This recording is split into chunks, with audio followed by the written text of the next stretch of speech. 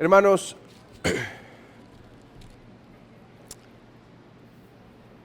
no me dejo de asombrar en las breves meditaciones que tenemos que preparar de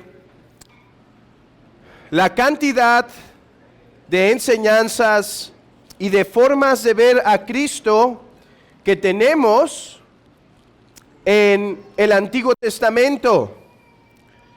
En ocasiones el Antiguo Testamento es visto como un libro que no es para los cristianos, pero creo que es claro a través de las breves meditaciones que lo que enseña Pablo y Pedro y el Señor Jesucristo se confirma.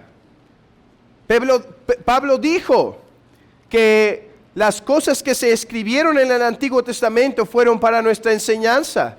Jesús dijo que para enseñarle a los de camino Emaús respecto a su obra, comenzó desde el Antiguo Testamento con Moisés y así siguió.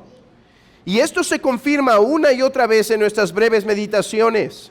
Y hoy quisiera traerles, hermanos, dos sencillos pensamientos, dos sencillas enseñanzas que obtenemos del segundo libro de Samuel, capítulo 3. Y he titulado ambos puntos con la palabra peligro. Peligro.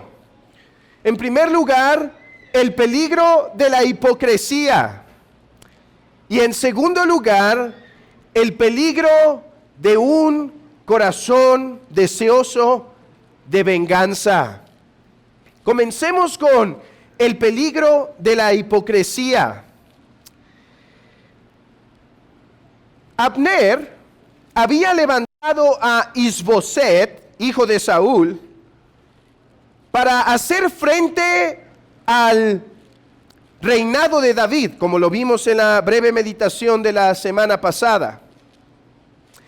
Pero Abner es claro por los primeros versículos del capítulo 3, que había levantado a Isboset no solo para exaltar la casa de Saúl, sino muy probablemente con los propósitos de seguir tomando él mismo poderío, con el propósito de que al mismo tiempo que Isboset gobernara, realmente Abner sería quien estuviera detrás de ese gobierno, de ese poder, de ese reinado. Abner hace unos movimientos incorrectos. Parece que empieza a tomar de las mujeres de Saúl. Y hermanos, en el contexto histórico, cuando un rey vencía a otro, algo que solía hacer para demostrar que su reinado había acabado y ahora uno nuevo comenzaba, era justamente tomar a sus mujeres. Y al tomar a sus mujeres de esa forma establecía que él era el nuevo rey y el reinado pasado había terminado. Por eso es que se asusta Isboset. ¿Has tomado a parte de las mujeres de Saúl? O sea, ¿estás diciendo que ahora tú vas a ser el nuevo rey? Yo creo que esa era realmente la intención de Abner. Y que Isboset, aunque al principio fue una ficha manejable, finalmente fue precavido y se protegió a fin de que su reinado continuara. Abner se ve descubierto. ¿Y qué hace? Un movimiento meramente político. Abner contacta a David y dice: oye, yo haré que todas las naciones que están con Isboset terminen rindiéndose a ti, evidencia de que el poderío estaba con Abner y no con Isboset, pero solo prométeme algo: no vayas haz un pacto conmigo, dame paz y yo voy a hacer ese movimiento.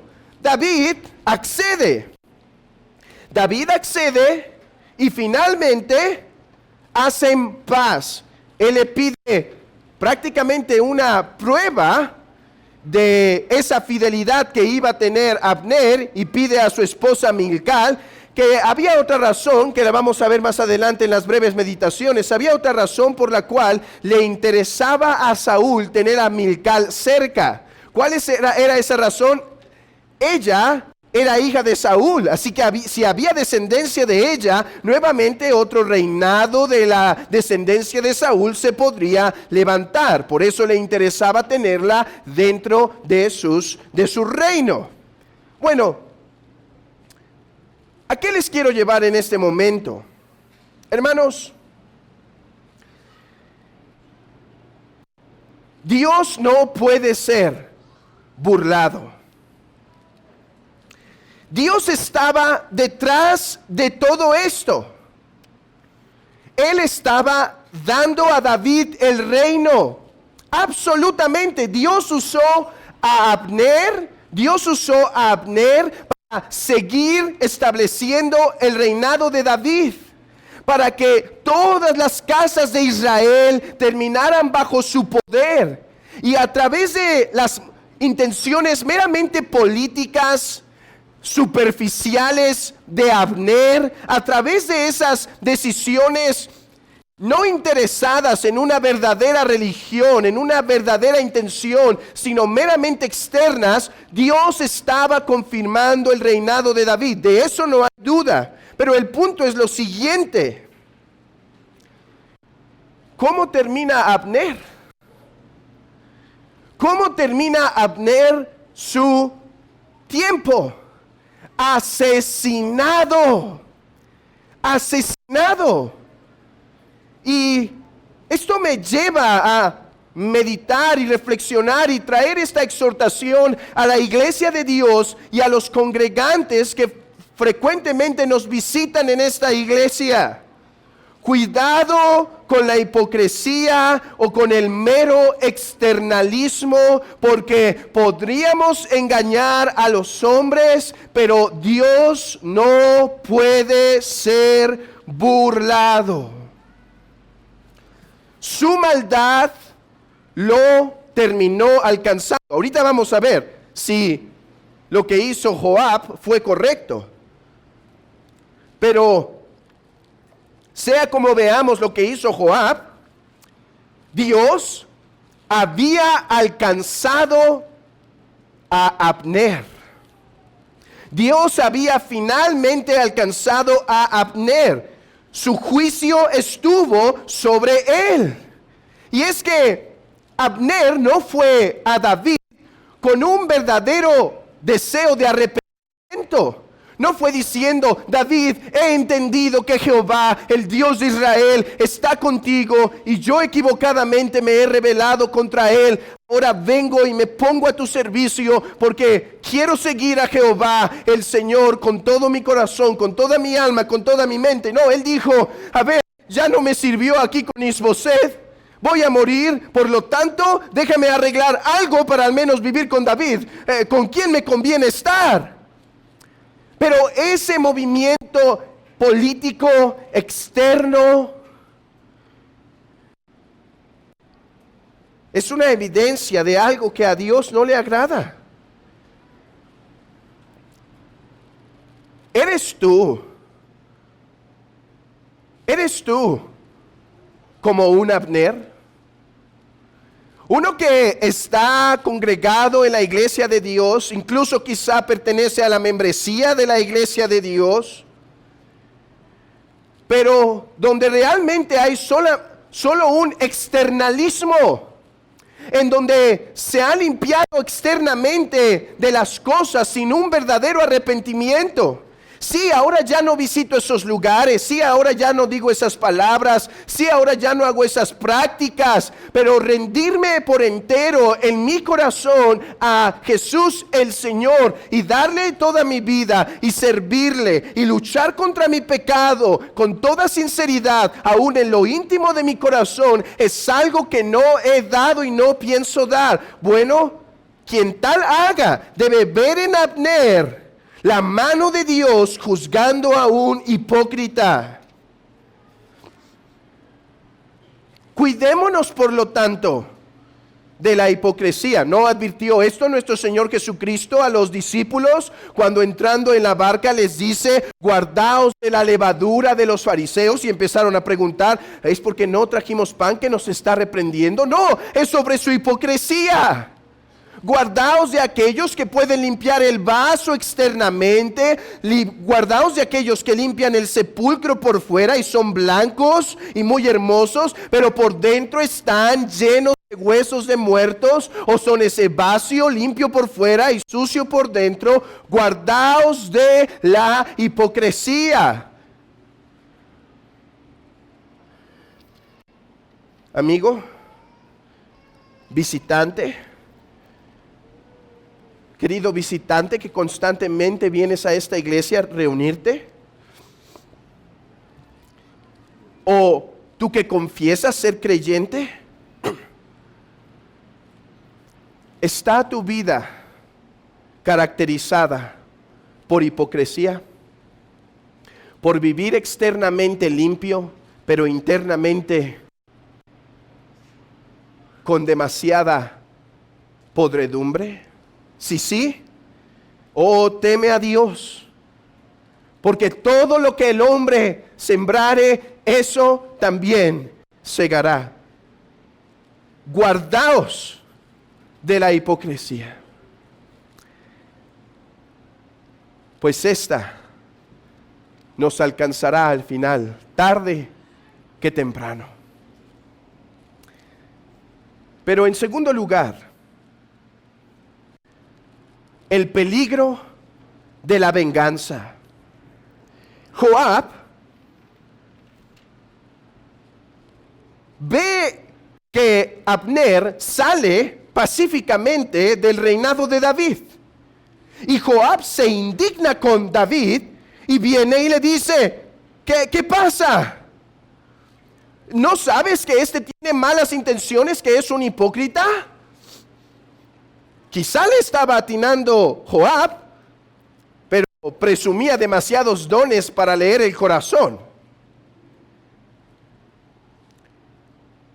Y él dice, David dice y confirma: yo he dado paz a Abner. Joab se enfurece y, lleno de un celo de venganza, corre tras Abner y lo asesina, y dice que lo hace por Asael. Y algunos preguntarán: ¿y quién es Asael? Bueno, eso lo leímos en el capítulo 2, cuando dice que Asael es hermano de Joab, y Asael empezó a perseguir a Abner. Y Abner se para y dice: oye, basta de perseguirme, porque si te hiero, luego me meteré en problemas con Joab, tu hermano. Ya, hazte a un lado, mata a alguien más, quítale sus posesiones y vete. Parece que Asael tenía una intención en su corazón de matar a Abner para tener él la gloria de haber matado al enemigo de David. Pero se enfrentan en batalla, un duelo justo, una guerra natural, y Abner, siendo más diestro, termina matando a Asael. Pero en un duelo injusto, por la espalda, lleno de ira y maldad, Joab va y asesina a Abner. Queridos hermanos, ¿hizo Joab lo correcto? Ciertamente no creo. ¿Usó Dios la maldad de Joab para traer juicio sobre Abner? Ciertamente. Pero Joab actuó de mala manera, de una forma incorrecta.